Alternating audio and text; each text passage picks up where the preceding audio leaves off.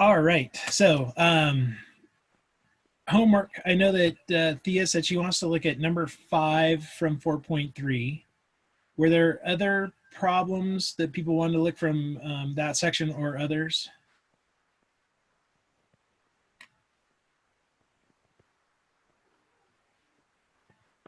I am really surprised because this is not like you guys, but hey, I'll take it. So let's go ahead and I'll pull up my book on the screen share so you guys can see it, and we'll go take a look at what number 5 on 4.3 is asking us, and we'll see what we can do about it.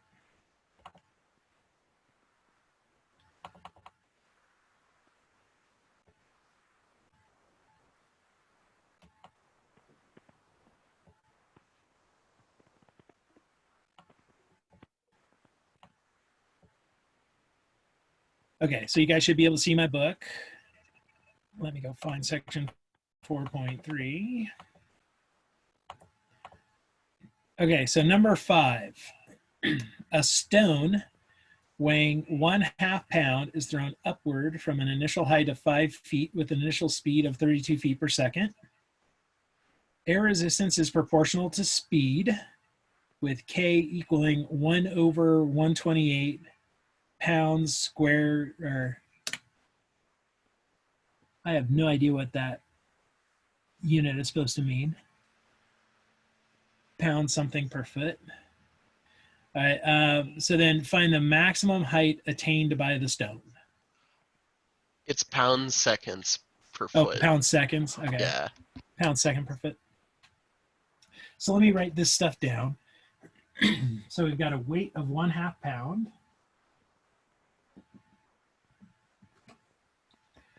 And we've got initial height of 5 feet. The K is 1/128. Okay, we also have, and let me get the initial speed here. Initial speed is 32 feet per second. And then K is 1/128. Okay, and so the question is, what's the max height? All right, let me stop screen sharing and we'll go to the board.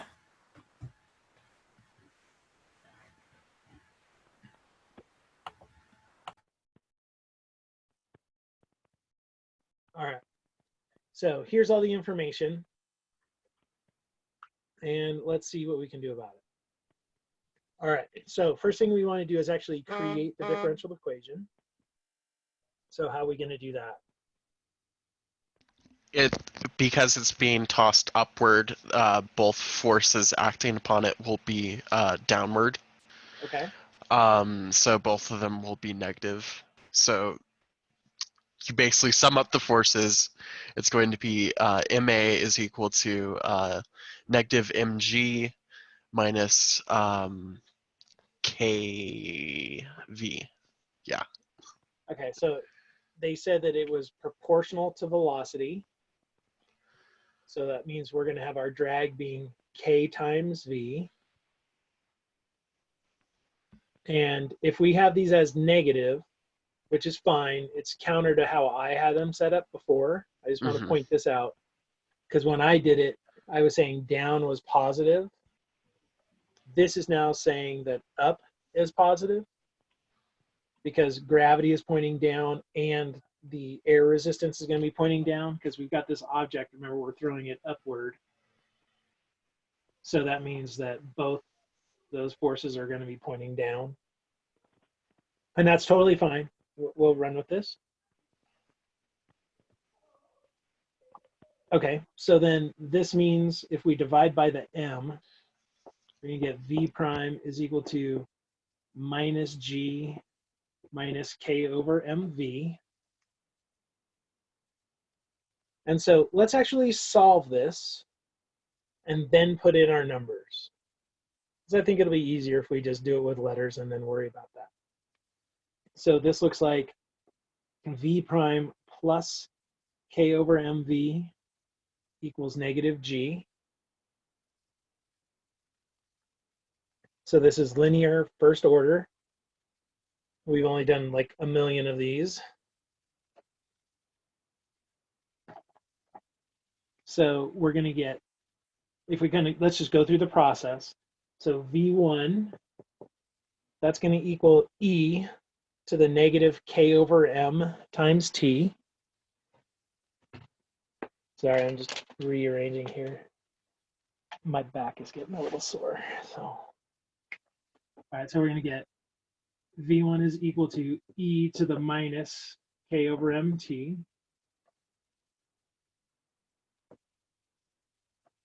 So then when we want to go and we want to find U is going to equal negative G over E to the minus KMT. Sorry, U prime is equal to minus G over E to the minus K over MT. Which, if we take that negative up, negative exponent, make it a little bit easier to integrate. Sorry about that. That was my phone. We get minus GM over K, E to the K over MT plus C.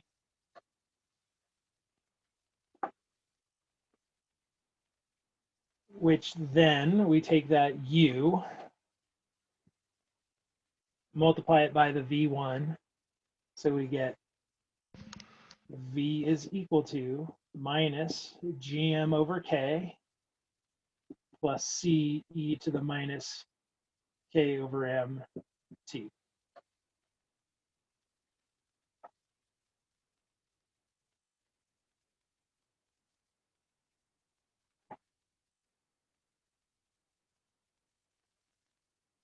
All right, so far so good? Yeah, that's exactly what I got, so. All right. So now what we need to do is figure out C, and that's where we'll use our initial condition. And we'll also plug in the G and the M and the K. All right, so K we know, it's the 1 over 128. G, be careful, this might have been the issue. It's going to be 32, not 9.8. Yep. Because this is a different G. Yep. And technically, the weight that they give you, that is mg. Correct. That was the other thing I was going to say. This 1/2 pound, that is not M. That is not mass. That is weight. So the mg is our 1/2. So we're going to get V is equal to 1/2 divided by 128, or 1/128. We still have our C. We're going to get E to the minus K over MT. Okay, well, the K, that's the 1 over 128. But the mass, again, we don't know that. We actually have to find it. So this one's a little bit tricky because they didn't give us the mass, they gave us the weight. We know that this 1/2 is equal to mg. So the mass is 1 over 2g. And since we're in silly imperial units, It's 32. It's going to be 1 over 2 times 32, which is 1 over 64. And that mass is in slugs. So the mass of this thing is 1/64 of a slug.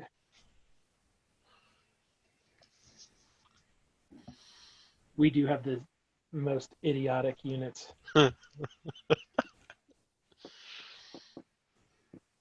So that gives us V equals 64 plus C E to the minus 1/2 T.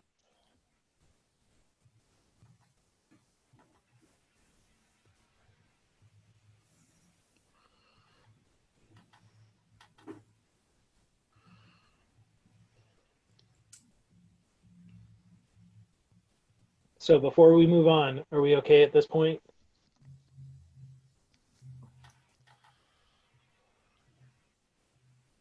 All right, so we're almost done with our velocity.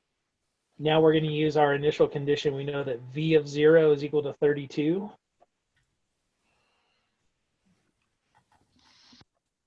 And it is going to be positive because we're throwing it upward, and we already set that up was positive. So that means we're going to get 32 is equal to 64 plus C, because we'll get e to the 0. The 64 is negative. Oh, thank you. Yeah.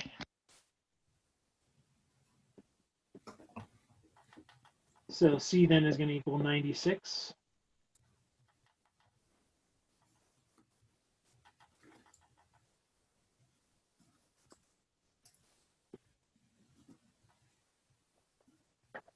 So now we've got our velocity. It's negative 64 plus 96 e to the minus 1/2 t.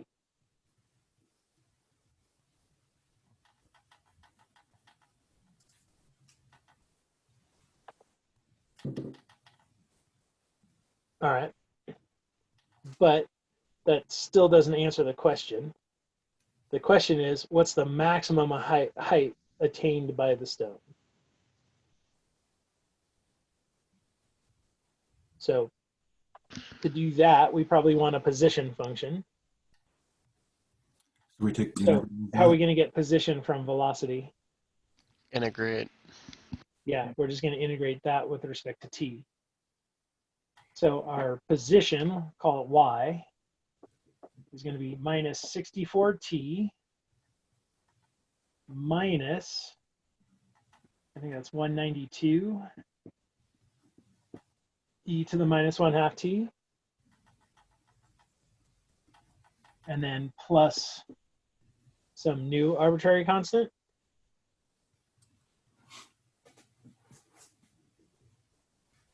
And again, this is where we can use our initial position to calculate that. So if we plug in 0, we get that our height 5 is equal to 0 minus 192 plus c. So c is a plus 197.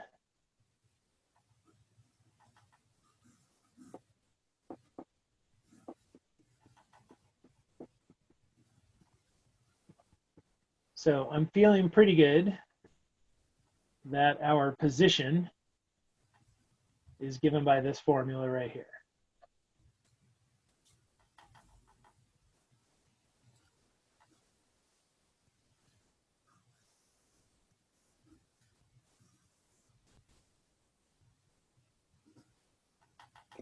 All right, so how are we doing so far? Peachy? All right, so now the question is, where is this maximum?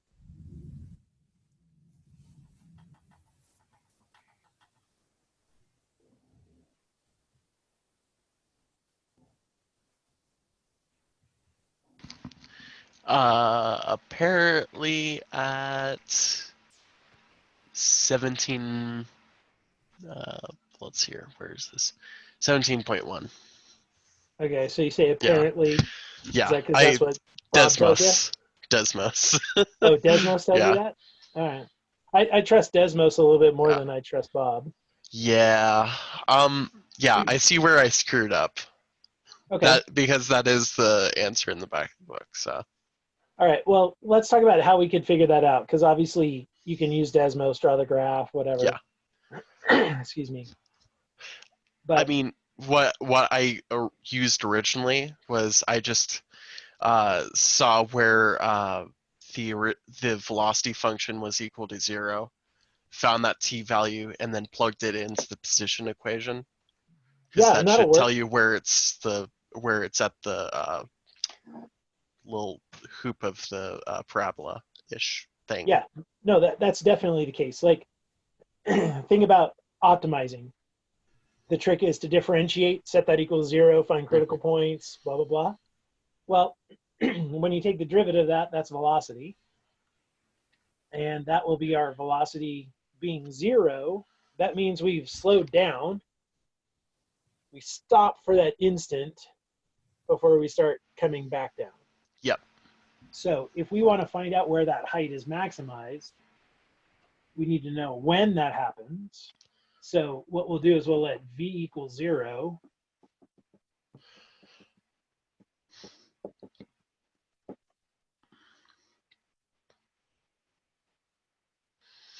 And now we can solve that. So we're going to get 64/96 equals e to the minus 1/2 t. Obviously, this reduces, such as 2/3. But then we can take a natural log. So we get minus 1/2 t is equal to the natural log of 2/3. We can multiply by minus 2. So we get t is equal to minus 2 natural log of 2/3.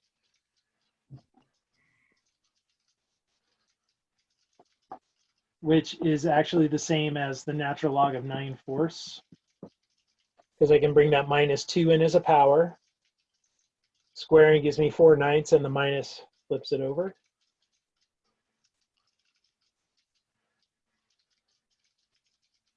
And so it's this value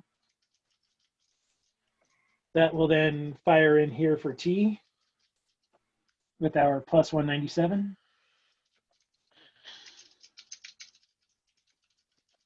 And that should give you the same number that Desmos gave you. All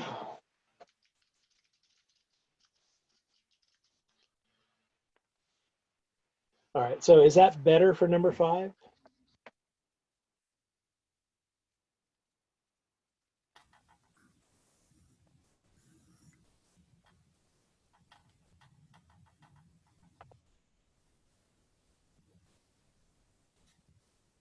Mm-hmm. All right. So cool. Yep. So think about these. It really is about getting it set up, because once you've got it set up, you just follow the process. And so take what you learned in early physics. And Wes, yeah, you're going to kind of have to deal with the physics as you can get it. But basically, just think about where those arrows point and make sure that your drag points in the opposite direction of travel. And then you get it set up and you go. All right, so cool.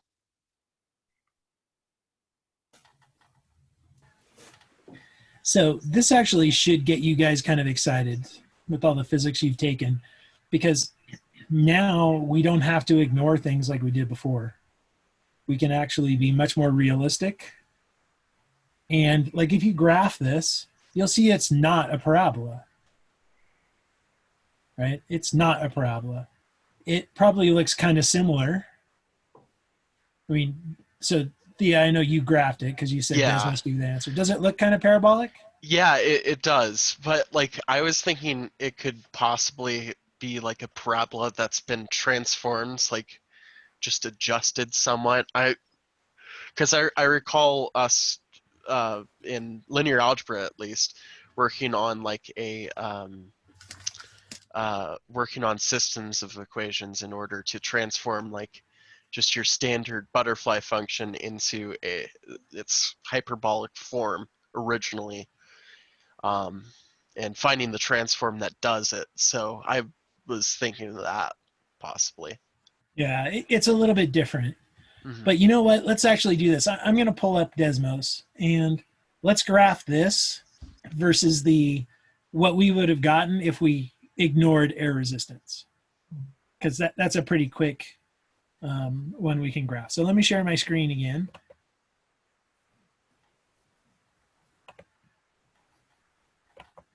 And we'll go see what this looks like.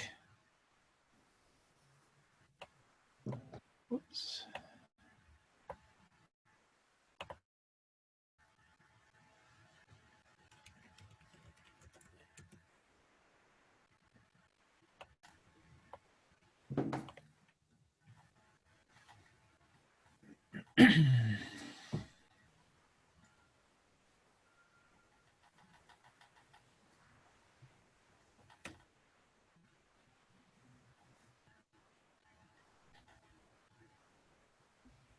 Oh, super slow today. It's very much like me today.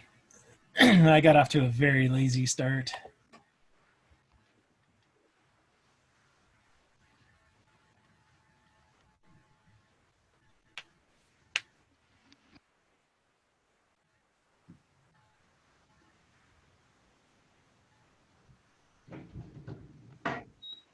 Hey, Dad.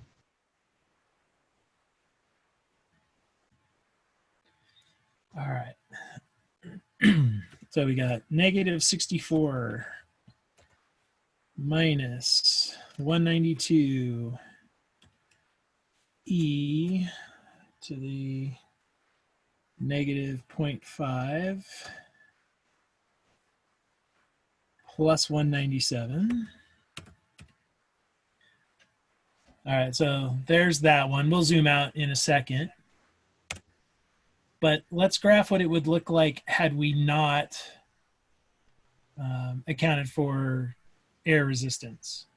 So this would have been minus 16 x squared, 16 x squared, because we're in imperial units. And then we'd have plus our initial velocity times t, and our initial velocity was, I believe, 32. Whoops.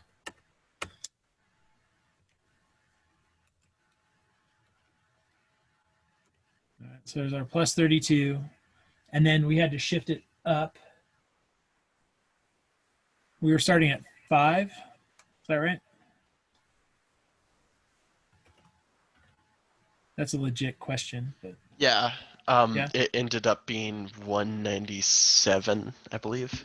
well, yeah, for that, Yeah, but yeah. I think it was 5 if Yeah, you it's plug plus in 5. 0. Yeah, okay. So on my graph, the red is the with air resistance. The blue is without. Now, over here, for example, you don't really see much of a difference. We do see it as we go out a little bit further in terms of our time. Let me adjust my window a little bit. How far did we go? Okay. So again, remember the difference. Blue is no air resistance. Red is with air resistance. So you see a similar shape, but for sure it doesn't get up nearly as high if we include air resistance, which all of you should be thinking, yep, that makes total sense because air resistance is going to slow it down. In terms of how long it took, right? Like look at where those maxes are. And think about it in terms of our t value, the left and right. Notice that when we account for air resistance, it reaches its maximum height sooner than it would have otherwise. Again, should make sense, right? Since we're drawing energy out from air resistance, it's not going to be able to get as high and it won't take as long to get there. And you'll notice that as time goes on, the spread, like you start noticing the difference. Because even up to this point, there's still not a huge difference in the graphs, but now we're starting to see it. And then if we follow ourselves back down, notice that which one's going to hit the ground first is the with air resistance, which again makes total sense. We should end up hitting the ground before the other one. But notice this. Look at the gap here. Look at the horizontal time gap for height 0, right? Like, let me zoom in just a little bit more.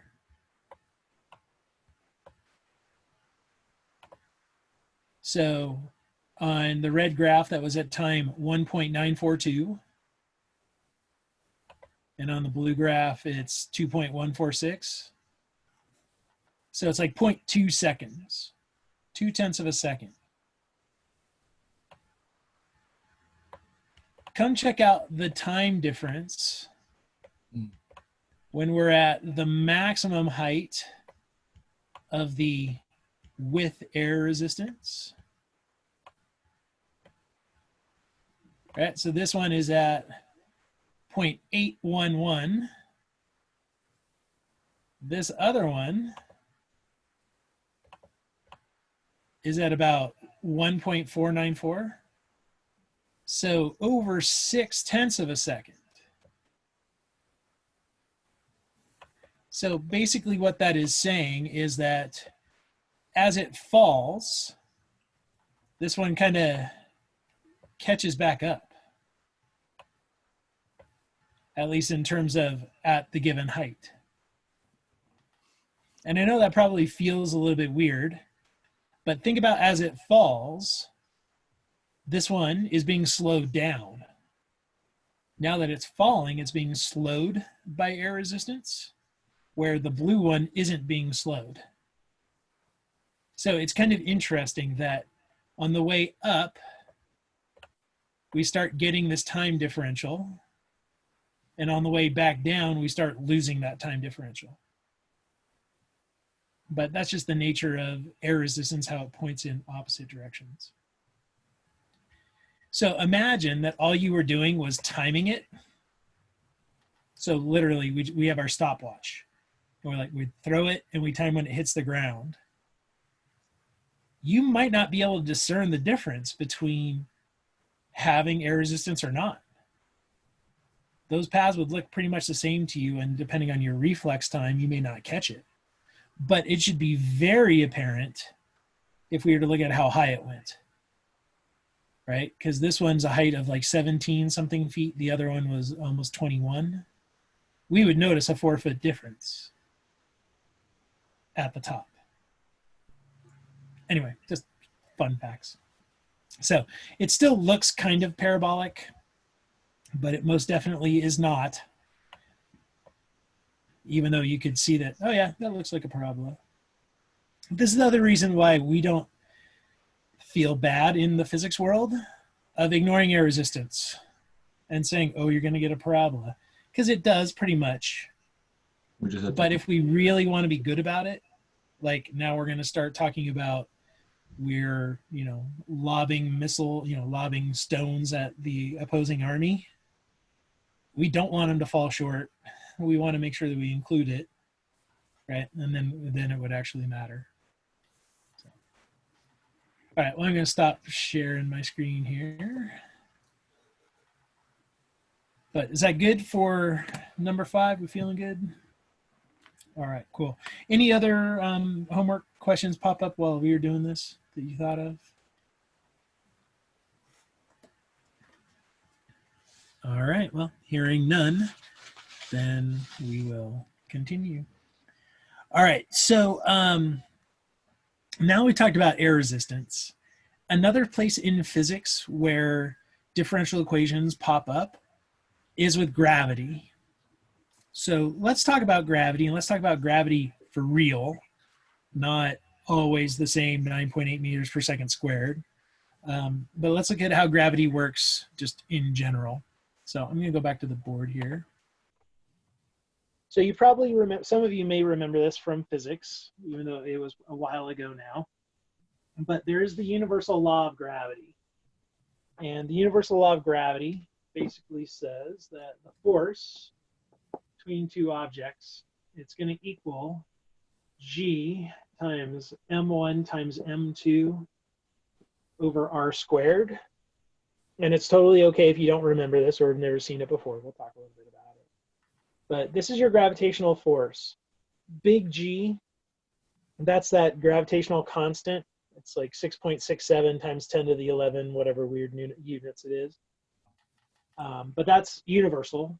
And then M1 and M2 are the masses of the two different objects. And then R is the distance in between them, the distance between the centers of masses. So like when we're on the Earth, here's the Earth, and here we are in Lake Tahoe. Obviously, the one mass is going to be our mass. The other mass is the mass of the Earth, which is incredibly large. But then the R, it in essence would just be the radius of the Earth. I'll call it R sub E. So if we knew the radius of the Earth, we would put that in. And that's what gets us that value of G, right? Like if we use Newton's second law and call this mg, notice that the mass of us cancels. And so that little g is going to equal big G times the mass of the Earth divided by the radius of the Earth squared. And that's where that 9.8 whatever comes from. But you can see that calling that constant isn't really good, because our distance from the center of mass is going to change. First of all, it is going to change where we are on the Earth, since the Earth is not technically a sphere. But it's also going to matter if we start leaving the Earth, right? Because even if we let's just jump. So now we'll have actually one of our friends down in Australia. So this will be Thea. You still in Australia? Oh no, you're back up. So let's say Thea down in Australia decides to jump up. Now, obviously, the distance isn't just going to be the radius of the Earth anymore, because we also have Thea's height, right? How far did she actually get off the ground? Well, we got to add that in. So what we would really see is no longer just RE, but we'd see in this case that force is equal to G M1 M2 over RE plus some distance, we'll call it Y squared.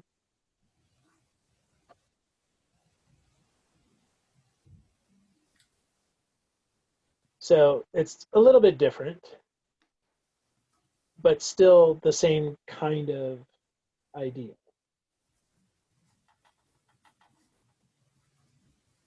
All right, but this is the part that's interesting.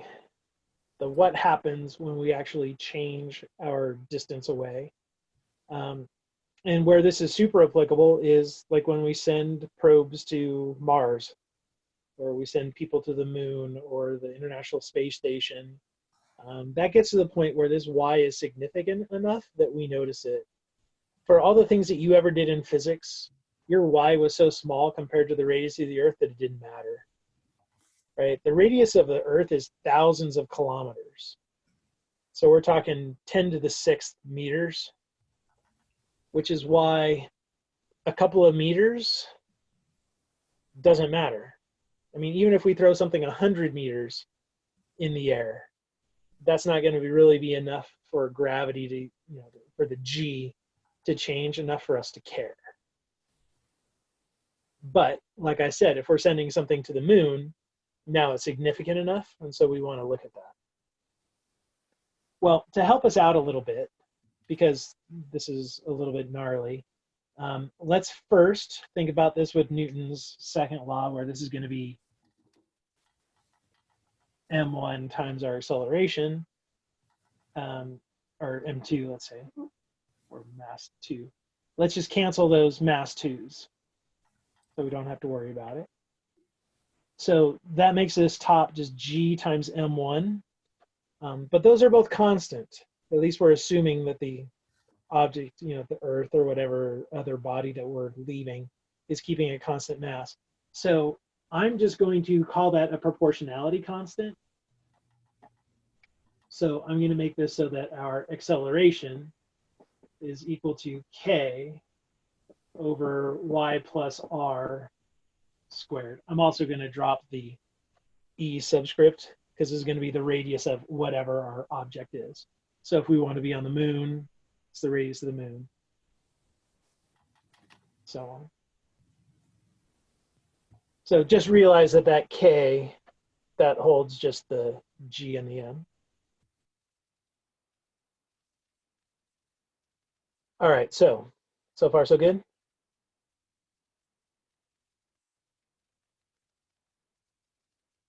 Well, this is where we want to see if we can construct a differential equation, because it is, right? A, that's a velocity, derivative of a velocity. So this would be dv dt equals k over y plus r squared. And that's great, but the problem is this other variable y that's not v, right? It's not v. So somehow we need to get those things related. Well, this is where we use a little trick from calculus called the chain rule.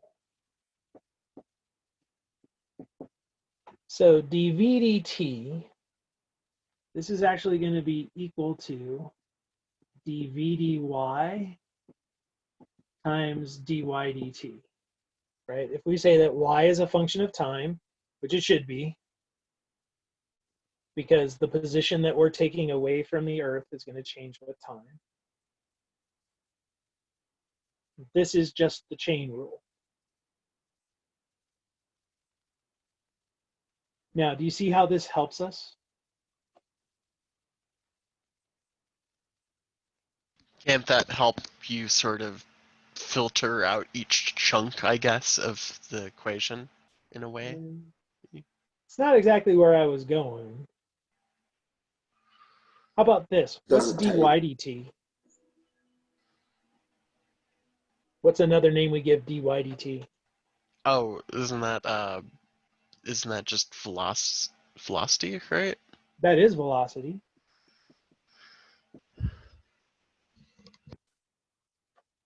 So we can write that as dv dy times v.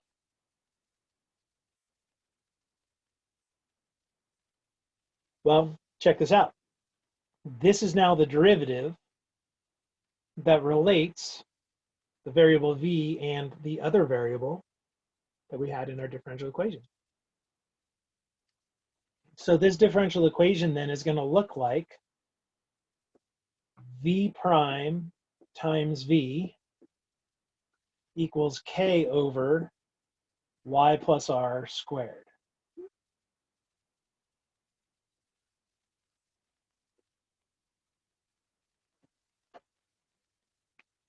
And this is now a first order differential equation. I know that before we've been having it was like dy dt. So y was our indefinite integral, or sorry, our definite integral, and t was our indefinite. Now it's, no, y is the independent variable. That's what we plug in, and then v is our dependent variable. But this now we're going to be able to solve for v in terms of y. This is separable. In fact, it's already separated, right? We just have to fire that dy over to the other side.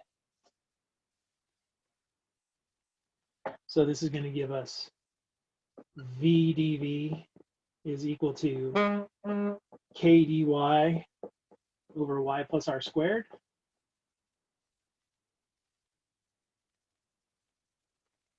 And that bad boy can get integrated.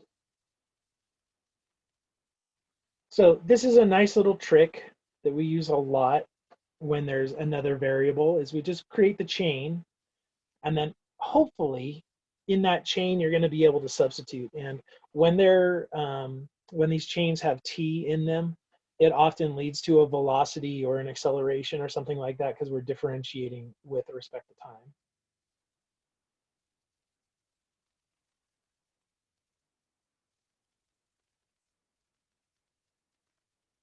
All right, so let's solve this thing. Let's integrate both sides. So we're going to get v squared over 2 is equal to negative k over y plus r.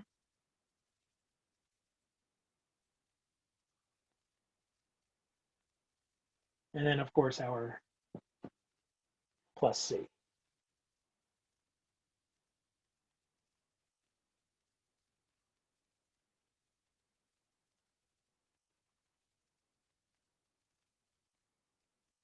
So now we actually have a function for our velocity with respect to our position relative to the surface of the planet. In fact, if you look at this guy, the y plus r, that actually is your distance to the center of the mass. And if this looks a little familiar, where you had something that was proportional, inversely proportional to your distance away, that was gravitational potential energy. The way that we defined gravitational potential energy, it was an over R. If you go back and you look at that, you'll see. And so that made it so that it was 0 when you were super far away, and basically worked its way to negative infinity as you got closer to the center. But I don't want to stop here. I want to get values for K and C. I actually want to get numbers for those. So let's go with some initial conditions so that we can find C. And to find K, we're just going to go back to what we knew originally. Like originally, when I set this up, you may remember that I had minus big G times M1. That was equal to K. So let's go ahead and put that in.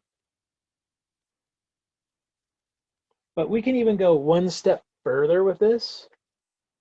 Is if we think about this force, remember our force was, we wrote it as negative K over y plus r squared.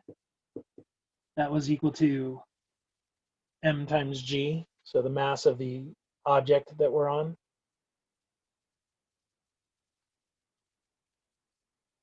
So if you look at this guy, that's actually when y is 0, because we're on the surface of the Earth. So you get that minus K is equal to mg big R squared.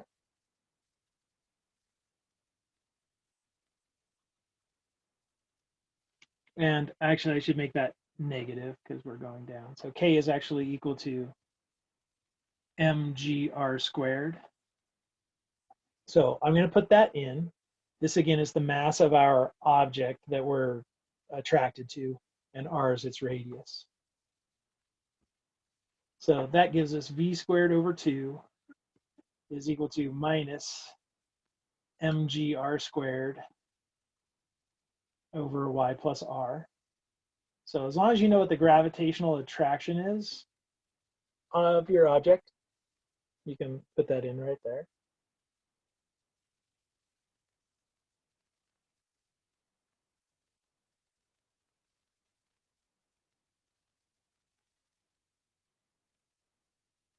All right, so there's that.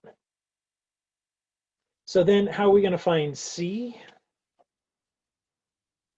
Well, let's go with our initial condition, which is that at some given height, we're at a velocity of v naught. We just pick somewhere. So if we go back to our Earth picture, let's say we're here at distance h away. Let's just specify that v of h is v naught, so we know some velocity. You can actually use that to figure out what v naught or what c should be. And so I'm just going to help you out. I don't want to do all the algebra on it. But what we end up getting is that c is going to equal v naught squared over 2 minus gr squared over h plus r.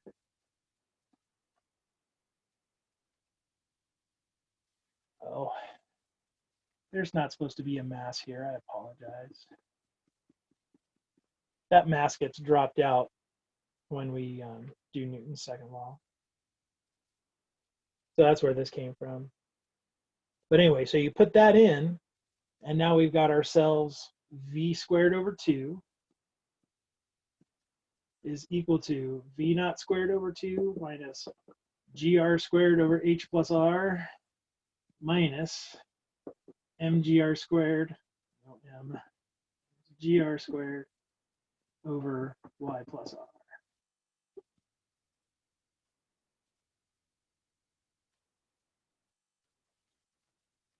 So this is the technical how we figure out velocity of an object when it's in a gravitational field. Well, again, go back to first quarter physics, and you can see why we never do this. Why we just tell you, hey, it's 9.8. But this would allow us to actually look at something that's getting launched to know how its velocity depends on where it is.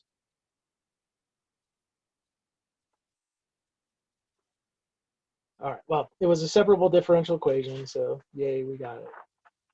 But what I want to get at is escape velocity. So you've probably heard that term, but let's talk about it in terms of the context of differential equations.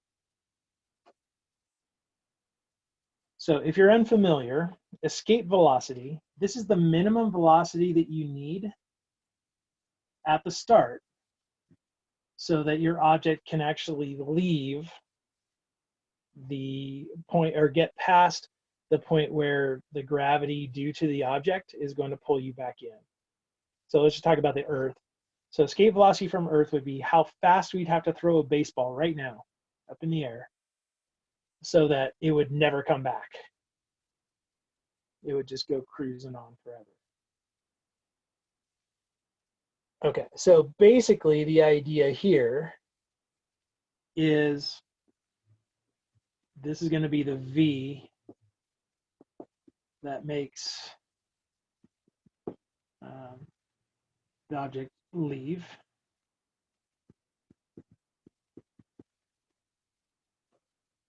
So here's how we're going to do this. We're actually going to figure out this V by looking at what is the maximum height that we attain. So looking at this equation, what would be the maximum y we get for a given velocity? All right, so that's really what we want to look at here. We want to see what happens when we do that. So first things first, we're going to let h equal 0. Do you see why?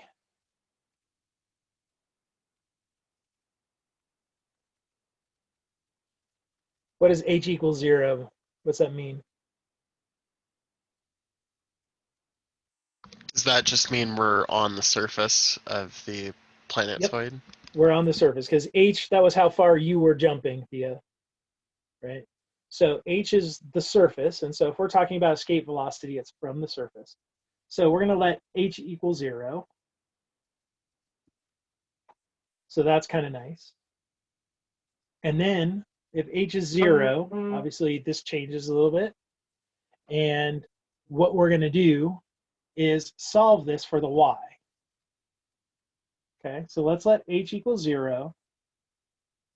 And we're going to solve for y. Because all that's going to do is give us a maximum, or it gives us a height away from the surface that depends upon our velocity that we give it.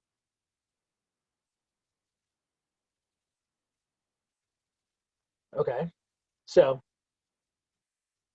if we do that, so h is equal 0, we're also going to let v equal 0.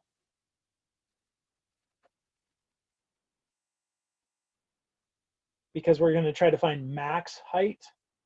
And like we were talking about before, the maximum height is going to be when our velocity drops to 0, because now we're going to start coming back. So we put those both equal to 0 in here, do a little bit of algebra, and you're going to get y is equal to r v naught squared divided by 2gr minus v naught squared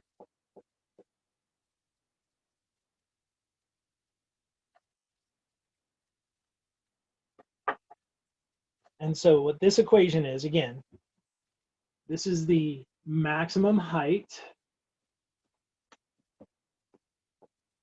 given a V naught. That's what that equation means. So if you were to tell me, all right, I'm going to take a baseball and I'm going to throw it upward with a speed of 20 meters per second, I plug in 20 meters per second in for my V naught, put in the raise to the earth and gravity and all that, and this will tell me how high it's going to go.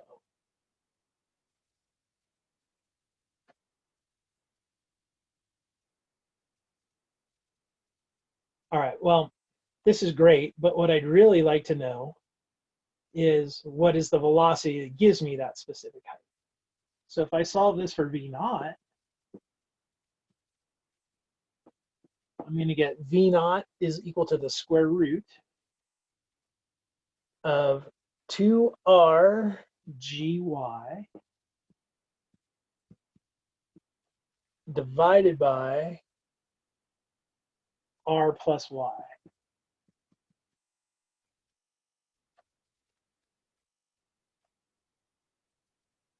So realize that this is just the other side. This is the initial velocity needed to attain a certain height.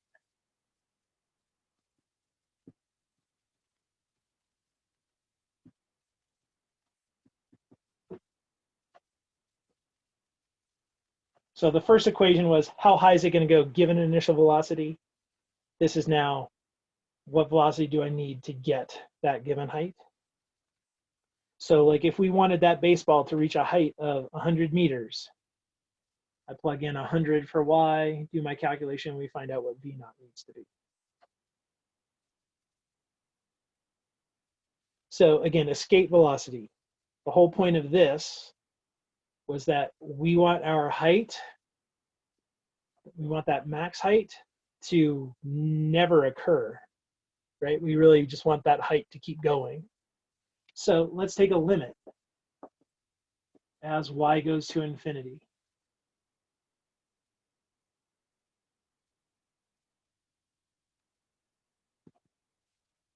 Well, that's going to give us the square root of 2rg over 1. We just do some L'Hopital rule. And so we find out that that limiting velocity is the square root of 2rg. So if you know what the gravitational acceleration is on the surface, double it, multiply by the radius of the body that you're on, and then take its square root, and that tells you how fast it would need to go in order for you to leave the surface of that object. And Bruce, that g, that's just that's the gravitational constant of whatever planet you're on, right? That is the gravitational acceleration of the body that you're on. Okay, cool. It's not the big G. Got it. So like for if we're going to do this for Earth, we're going to put 9.8. Yeah. If we're going to do it for the moon, it's roughly a sixth of that. So we would put, was that 1.6 something in for our G and so on.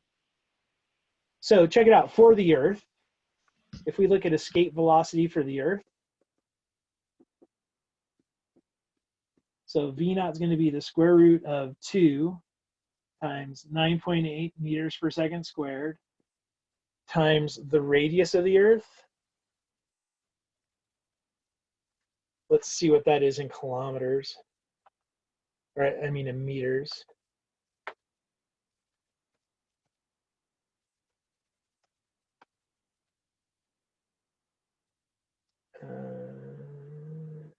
I get 6.37 times 10 to the 6th.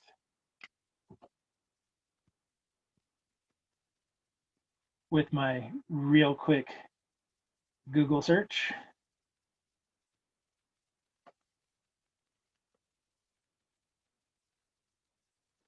Already just look at a couple things in terms of the units. This is meters squared per second squared. So the square root of that is meters per second. And if we just look at this in terms of like dimension, 10 to the 6th times 10 to the 1st is 10 to the 7th. So we're going to get something on the order of 10 to the third or 10 to the fourth. It's 11,173 meters per second. So say that again for me. The 11,173. Yeah. Okay. So if we trust Thea's calculations, which I do. So we would need, if I wanted to throw a baseball so that it escaped Earth, I would have to give it an initial velocity of 11,000 meters per second. Except not really. What's wrong with this? Air resistance. Yeah, we never actually took air resistance into account. This is, again, a no air resistance calculation. It's perfectly appropriate for something like the moon, where there is no atmosphere. It's perfectly appropriate for, say, escape velocity from the sun, because we're going to be out and about, right? There's actually no surface to the sun anyway. But if there's an atmosphere, we would have to take into account drag, which then makes this an even gnarlier differential equation to solve. But you can see that this is eventually, or this could get really big, right? Yeah. If the R changes, so if we've got a larger object like Jupiter, also if the gravity changes, so that if we've got something that's got a greater gravitational acceleration, that's going to increase our V naught. And this is what happens with like black holes. Let me switch here so you guys can see me. I'm tired of talking to the board. So with black holes, like you think about black holes, the thing about them is we don't see them because there's no light coming from them, right? We actually know black holes are there because there isn't light. And that's why they're called black holes, because it's the absence of light. And the reason there's no light is because the light can't escape the gravitational attraction. Basically, that escape velocity grows to the point where it's bigger than the speed of light, right? You can see even in our simplistic formula that you could adjust G and R in such a way that that number now is bigger than 3 times 10 to the 8th meters per second. So what's going on with a black hole is we have a very massive object in it, super massive, that's creating so much gravitational acceleration that even light can't get out. So we don't see anything. We actually see a region of nothingness. I don't know how well you know about black hole or what you know about black holes, but there is the edge where we don't see light, and then beyond that there is light. We call that the event horizon, that place where we swap over. Well, that event horizon, that's the distance away. That's that R, such that from that point in, the speed, the escape velocity is too great for them to come out. So this is actually how we can figure out how massive a black hole is, right? Like, what is the mass inside? We've never sent a probe, because we could send a probe in, but it would never come out. None of the data would ever come out. It would probably get destroyed as it tried to cross the event horizon just because of stress. But the way we still know about the masses is we can calculate those radii, the radii of the event horizons, and then reverse it and go backwards. And then we can figure out how massive, or more to the point, what the gravitational acceleration is, which that then you can use to calculate the mass. So it's kind of cool that there are things out there that are so massive that their gravity won't even let light escape. But, you know, hey, them's the rules. I didn't make the speed limit. I just enforce it. So anyway, so there's a little bit more about differential equations in physics. I know we really have only talked about 2 examples so far. The let's put in air resistance and let's actually treat gravity like gravity.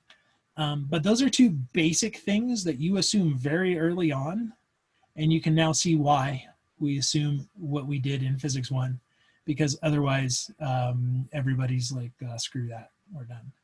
Right? We give up on physics after week 2. But now that we're mathable, we are going to add it in. So, little preview of things to come. You remember springs? And you remember springs and pendulums kind of stuff where you just go, well, we'll just let it go, and it just goes forever. But we know that's not true, right? I mean, we see the spring eventually slow down and stop. We see that pendulum slow down and stop because there's some drag and resistance. Well, that's another place where we're going to apply differential equations. We just haven't yet because it's going to require a little bit more. We're not going to be able to trick it into turning it into a first order equation, right? Acceleration in general is going to be a second derivative. So as soon as we have a second derivative with the regular y, we're going to have to do something else. So after we get those techniques, and that's next chapter, chapter 5, we're going to start looking at second order differential equations. What do we do to solve those? Hint, nothing really different. It's going to be similar. I mean, we're going to have to do slightly different things, but at the base level, it's kind of the same idea. But once we get that, we'll go to springs. We'll talk about pendulums. We'll go to circuits. When we talked about current in circuits, that leads to differential equation. Just to remind you, current, it's actually the derivative of charge. Don't know if you remember that, but current is charge per time. And then induction, that's a change in current per time. So as soon as we go to the LRC loop, so again, I'm speaking like Swahili for Wes, but when we go to an LRC circuit, except you're an electronics dude, you probably know a bit about this. But when you go to an LRC circuit, it leads to a second order differential equation in terms of charge. And then like also you're not dealing with linear components at that point. Like you're not just dealing with resistors on a circuit board, you're also dealing with like inductors and capacitors, especially capacitors, because their charge is log exponential, or one of the two. Yeah, and you know what? We're going to prove mathematically why that is. So again, just a little preview that the physics discussion is not over. We're going to continue to throw in things that were assumptions, or we just ignored, we didn't do those kind because they were too difficult. But we're going to keep putting that in because now we're starting to get the math techniques so we can do it. Anyway.